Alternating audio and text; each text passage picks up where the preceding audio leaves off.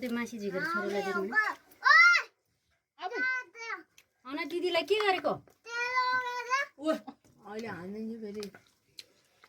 अचम्मै साउनी त तर सोयाबिन पकाएर खानु ल चौचौ पकाएर मासु खाने चौचौ नि धेरै खानुहुन्न त देखाएको छ नि त लिएर आएको त्यो आज फेरि यसमा सार्न थाल्छ के झार्दै कि त ऊ त्यसलाई खुवाइदिनु न छोरा यहाँ त पनि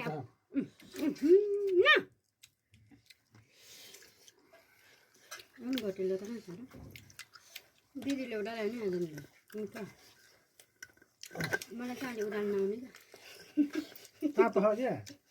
देखाउनु पर्यो के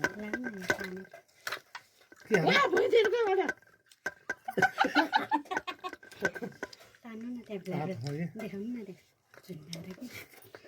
ओढेर कस्तो भएको